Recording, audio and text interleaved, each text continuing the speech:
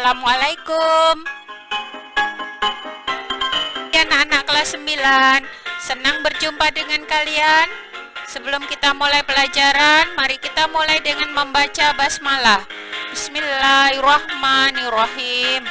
Selanjutnya, Ibu ingin memeriksa kehadiran kalian. Silakan kalian isi absen kalian di tugas kelas Bahasa Indonesia.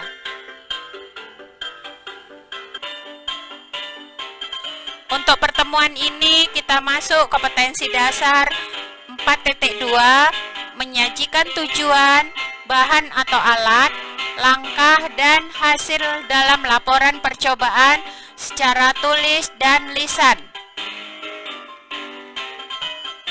Anak-anak, yang akan kita pelajari pada hari ini adalah yaitu dua cara menyajikan teks laporan percobaan. Yang pertama, secara tulisan atau menulis teks laporan percobaan. Yang kedua, secara lisan atau menyajikan laporan percobaan secara lisan. Tahukah kamu bagaimana cara menulis laporan percobaan? Ya, benar sekali. Yang harus kita ketahui adalah struktur dan cara mengembangkan kerangka.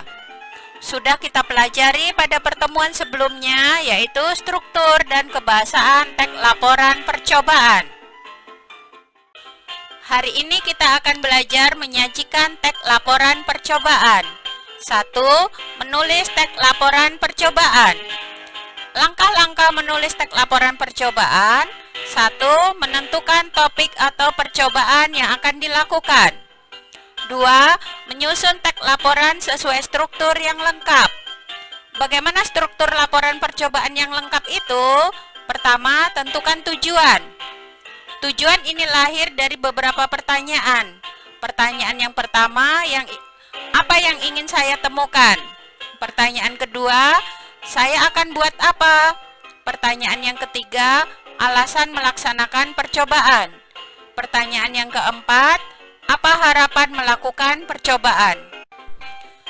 Struktur yang kedua, alat dan bahan. Apa saja yang dibutuhkan? Buat daftar alat dan bahan yang diperlukan. Dalam menentukan bahan harus sesuai dengan takaran dan ukuran harus jelas. Struktur selanjutnya yaitu langkah-langkah.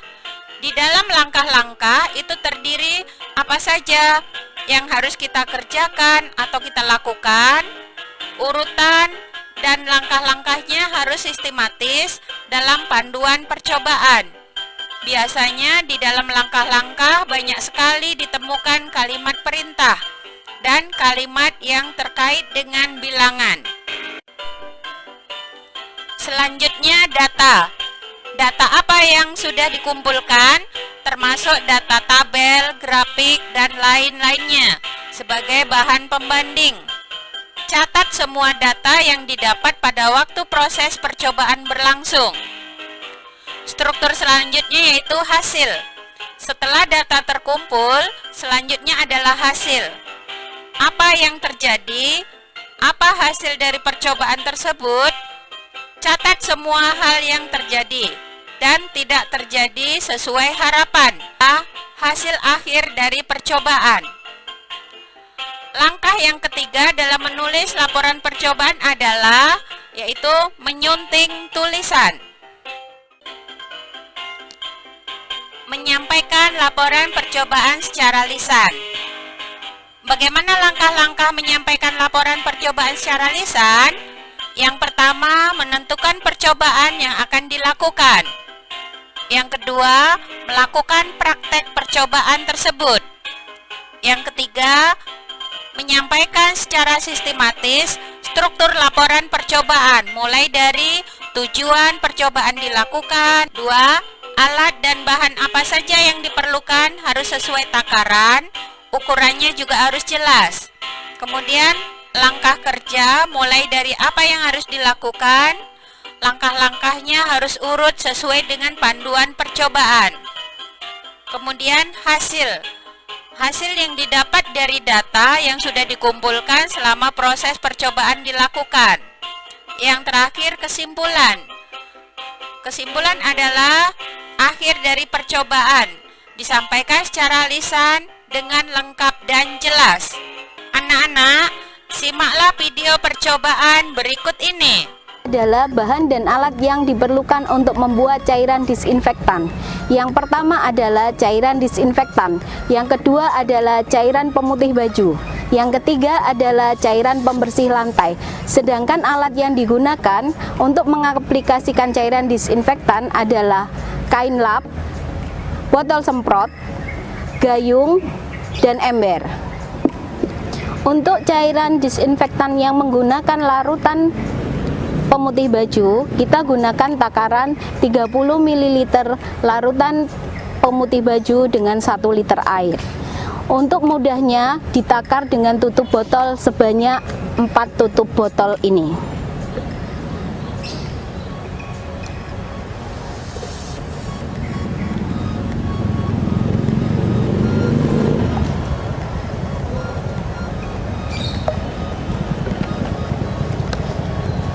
Kemudian pastikan tercampur rata, bisa diisikan ke botol semprot atau diaplikasikan dengan kain lap.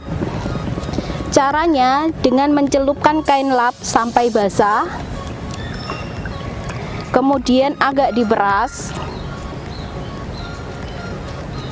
dan dilapkan ke permukaan perabotan rumah dalam keadaan basah. Biarkan sampai mengering. Untuk yang botol semprot, masukkan ke dalam botol semprot.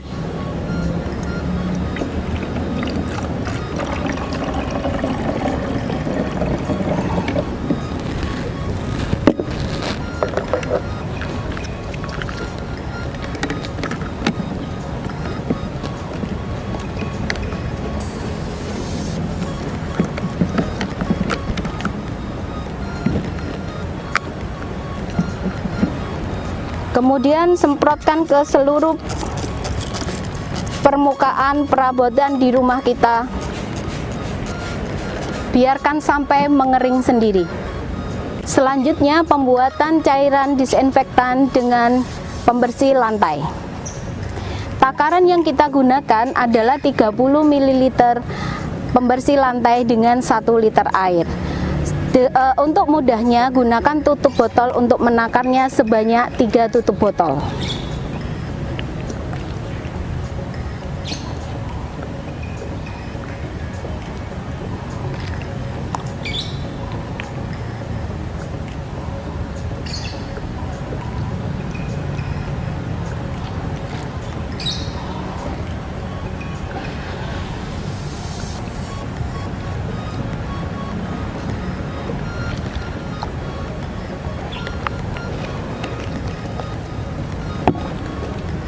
Pastikan tercampur rata, baru kemudian digunakan dengan kain lap atau botol semprot. Untuk pembuatan desinfektan yang ketiga, yaitu kita menggunakan antiseptik.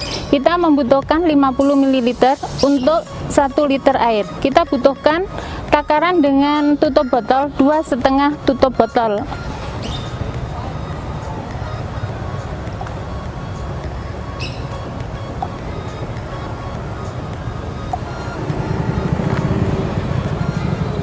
Setelah kita tuang, kita pastikan untuk tercampur rata. Untuk pembuatan desinfektan yang keempat, kita butuhkan pembersih lantai.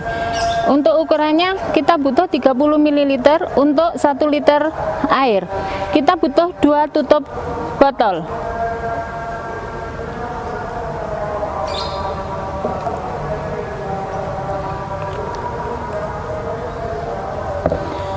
Kita pastikan tercampur rata, baru kita pakai.